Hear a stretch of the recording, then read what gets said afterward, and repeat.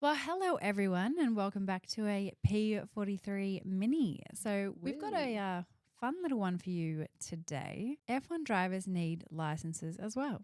And that's not like the license that you get when you turn 18. And you don't put your L's on and then get your P's and stuff. You It's a bit different. You kind of do in ways, but kind of. way. Imagine like a F1 car with an L plate. Yeah. Oh, shit. Can you That'd imagine? be hilarious. Now, if you haven't picked up, Pat is not joining us today for our mini because she is in Barcelona. She has more important things to do. Yep. Apparently going to the beach. I would love to be doing that, but we are here in Melbourne giving you your mini episode. Fair enough. We're here. Which is always. So we are talking about an F1 super license. A Formula One super license is a special kind of license that is required for a driver to compete in Formula One. And the license is issued by the FIA, the governing body of motorsport worldwide. And the license is a crucial document that establishes a driver's eligibility to participate. Participate.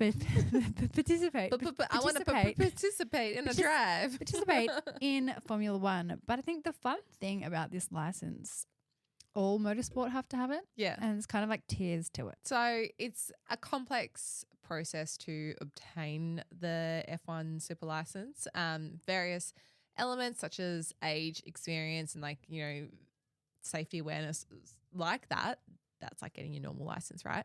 But then there's also like a meticulous criteria that is designed to ensure that you have to be like exceptionally skilled, but also prepared for like the unique challenges that F1 will throw at you, particularly mentally, because you are hurling your body through the air in a tin can, essentially. With a bit of titanium wrapped around there and an engine and very chance hot of fire. Yeah. There's like a lot that can happen. Oh my God, I saw this video, it's like last week where they had some of the old F1 races on. And there was a guy and his car was on fire and he was just still driving. He left the pits with the car was still on fire, whereas now Times have changed. Times have changed. Are we just too soft now? We are. There are a lot of people that say the F1 has changed because there's more red tape, but yeah, that's all right. We are here to talk about obtaining the license to drive an F1 car. I'll kick us off with the first one. Yep. It's very simple. You have to be standard. at least 18 years old. And yeah, so that holds a purpose, obviously, because that ensures that you have some sort of level of maturity, except I still question any 18-year-old that thinks that they're mature. I definitely was not. But the idea is that they can, navigate like the high pressure environments like throughout the F1 sport. And it's also then to safeguard, younger talent from entering into an F1 race. They could prematurely enter the sport. So, yeah, which we don't need. Yeah. That would be terrifying. So you need a lot of experience. So accumulating racing. What? I can't just go get my license right now? Like, what do you mean? Like, I drive fast in my car. Can I not go get one? Imagine, is there an FIA here? No, but they're just like a global governing body. But I just call the FIA and be like, excuse me, sir. Anyway, sorry, interrupting you. I would like a license. So you need to accumulate a lot of racing experience, which is basically the foundation of getting this license. So some of the... You get your hours. Yeah, it's kind of like your L's, your hours. Logging your hours. But it's just your hours driving really fast in different categories of motorsport. So a lot of them go with the FIA Formula 2 Championship and then also Formula 3.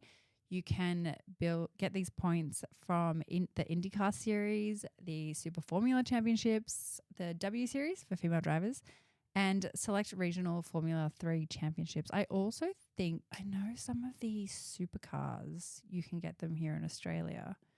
Because I think I mentioned a few weeks ago that I think it's Shane Van Gisbergen he actually has his super license. Yeah. So he could, if he wanted to, he could compete in Formula One. So part of that, obviously all those races that you've just mentioned where you can get the points that the FIA has recognised, you also have to have completed at least 80% of 2 seasons, which is, quite big, especially if you've got an injury or you get replaced by someone. Yeah. And then you have to accumulate 40 points in the course of 3 seasons. And then you have to also take a written test. So it's actually quite hard to... Yeah. Yeah. I would fail the written test. I just Me know. too. 100%.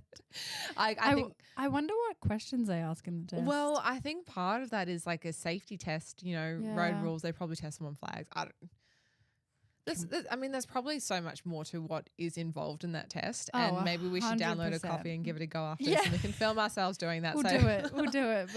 But yeah, like the driver has to demonstrate their knowledge on critical topics. You know, that does involve rules, pit lane regulations, safety car protocols, and all of that sort of stuff. But again, it does come back to that maturity side that they have that brain power to be able to insert themselves on these grids if they were to go into an F1 car and be able to deal with the situations. So a lot of that, you know, comes with that. Yeah. So it's like, they'd spend years honing in on their skills and like crafting. It's a skill. Their racing resume. Yeah, crafting. I'm just like And it's imagining like just- Michelangelo like chipping out their license. F1 car. That's what they're doing. Do they get like a physical license too? That's a really good question. Anyone out They there have with to an have it in FIA their- license, do you have like a physical card? Like someone pulls you over, license please, license and registration. No, it's like while they're racing, they have to have it in their back pocket. Yeah, on a lanyard. Okay, they're not wearing a lanyard. Obviously, with getting your FIA license, there is a financial obligation. Like anything in the Formula world, it's gonna cost a little bit of money. Obviously, you have to enter all the races and all of that sort of stuff. But like the standard fee for like a permit for an F1 driver to get their license is around, I think it's 10,000 euros, and then plus another 2,000 euros for every point scored in the previous season or something like that. So it's Is not is cheap. this just to like basically apply for it? Yeah, and to obtain that license after you've got it as well.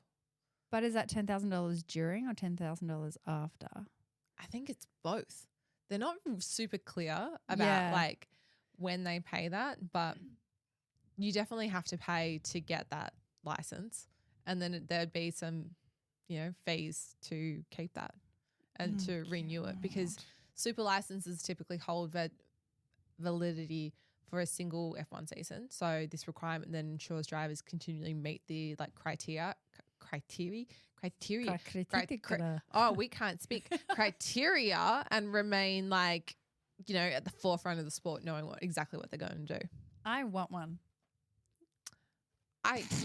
Well, okay. So then this is my question: how do people like Brad Pitt, who we saw at Silverstone in the 2023 race, he was in an old Red Bull, was old Mercedes. How did he? He wasn't really racing. He was fake racing. Yeah. Well, he would have been going like 60 k's an hour.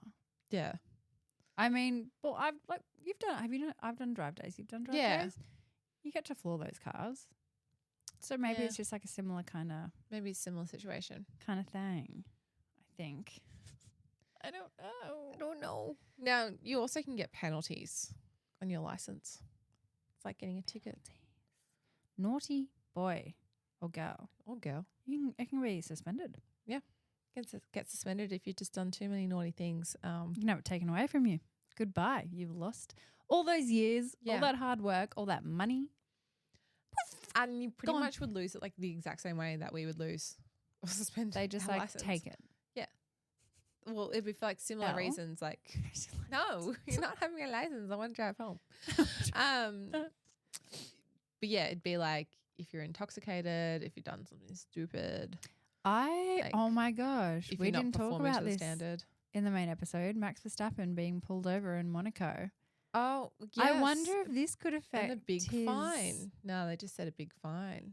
You're an F1 Thinking driver. about Surely there's loopholes for you to get out of a speeding The ticket. power of money. Well, one thing that they Insane. definitely can't pay to pass is medical exams, because a third party has to do your medical examination to ensure that you are physically fit to compete in Formula One. Although I'm not sure why you would want to compete in Formula One if you were not physically fit. I even wonder about like mental health. Yeah. Well, that's part of the maturity thing, like of, you know, you have to be over 18. Yeah. Because it'd be massive. A lot of them have mind coaches now. Yeah. Well, yeah, they need it 100%. What if someone had some very deep and dark thoughts and it would be. Well, then You I know where think- I'm going, but I don't want yeah. to say it. Like, but they'd I have know to what you're make saying. sure. I Yeah. think that at that point you just have to hope that that person has the right team around them, Yeah. and that everyone, is, everyone working in the Formula One's pretty smart, Mm. and you would have to be quite switched on as well to Yeah. personalities and people around you, because you're dealing with so many different people. So you have to be in tune. So I feel like if someone was going through something, you would hope that that person would say something, but also Yeah. that someone else would notice. Yeah. Yeah. And like, not step away from the sport, but you Yeah. know, take a step back. Yeah. And That kind of thing. it does happen. I mean, just the stress of the sport. Lewis Hamilton, he took off, 4 months? He said he was stepping out back and then came back, and it does happen. Fair enough. Yeah. I'd get exhausted It's physically and mentally. it's a grueling schedule. Spiritually. Different country, like for half of the year, every week. It's like even It's a if you lot. are flying private or in first class, Mm. it's still tiring. Constant I diet. don't know what it's like Constant. to Yeah. fly They are athletes. in Yeah. a private jet. Neither. Maybe one day, once they meet the criteria, it's not always guaranteed that they'll get the license. Yeah. Yeah, so they apply for it, but there's still no guarantee you're going to get it. So imagine like us going for our license. You've met all the criteria, and then they're like, nope, sorry. So I did read at one point that Max Verstappen's super license, so his FIA license, he's got a massive invoice. So because of all his points, and that includes a fair few wins from last year. So I think this was at the start of last year.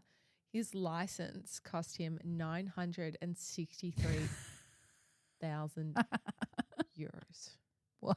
So nearly €1 million it cost him to drive. It doesn't make sense. Like the better you are, Yeah. the more you have to pay. Oh, it's a money scheme. It's like pet insurance. It's a scam. It's like health insurance, full stop. Nah. Different on health insurance, but Health pet insurance. insurance, scam. If I didn't have health insurance, my family would have had a $100,000 bill. Yeah.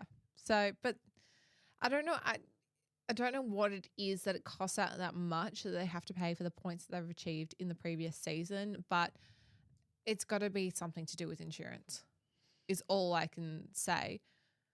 But, I think Max, that is nearly €1 million to pay for his license. Someone like Oscar Piastri, he's only on $1 million. Yeah. Euros? He's probably Euros. on euros. So Max's license costs the same as Oscar's salary. That's the difference between these guys right now, which That's a fun way to put it. is nuts. I don't know. But, this is fun actually. The youngest super license holder was Max Verstappen. Oh, So he had his super license at 17. at 17. 17. Maybe they changed the age bracket. Wait, no, then that would have only been, 7 years Wait, ago? he earned it at the age of 17. Yeah. Oh, he earned it. He earned it. but He didn't get it then, get but like Yeah. he earned Okay. it at the age of 17. Yeah. Like I only learnt to drive when I was 16 and I got into my mum's. Oh, here we go. I got into my mum's. So my mum used to have a big ML500. Yeah. got Yep. into it. Straight Power to the gutter. steering. Yep. And then my mum's like phantom braking. Like she's pretending she can brake God. in the drive. Every mum or dad phantom brakes, and then they hold the things Yeah, like, and they're like, oh my God, they're so dramatic. they're like, how can you get your license? Like, imagine if you're like saying to your parents they're doing that in the car that you're just driving down the street, and you're like, oh, now I'm going to go for my FIA license. Did you fail like your L's or your P's or anything? I did actually. Me too. Shamefully, my situation though was I needed to turn right, but I couldn't because the truck was stuck. And so I let the truck go through, but I had right of way. So I failed because of that. You were being a nice person. I failed for being polite. I swear So sometimes they're so harsh. I think that shows maturity. So And they're I quite- think that they're quite FIA terrifying. license. Yeah, she was scary as well. Yeah. I That mean, was- I passed my P's first go, but I failed my L's. How do you fail your L's? Oh, because it's a test. Yeah, it's a test. I don't know what I can't remember what I failed it on, but I failed it on something. I was Forgot about mortified. that so long ago. I was now. so embarrassed going to school because I was also a year younger. So everyone already had like their P's and I was like, I'm going for my L's. And then everyone knew that I failed. I was the exact same situation. I was a year younger. Yeah, yes. All right. Well, speaking of tests, hopefully we don't fail the FIA written theory test. We're going to go find it now and download it. Yes, and we have a are. go, and we'll put it up for anyone else that wants to try it if we can find it. And I you actually can have a wonder go. if we can find it. FIA. What is it? Test Theory. test. All right. Well, whilst we look for that, we hope you've enjoyed this little mini on how you obtain. An F1 super license. There you go. And good luck getting your points. But also remember, if you do want to get your license, it's going to cost you. And drive responsibly. Yes. Always. Always drive responsibly. Bye. Bye, guys.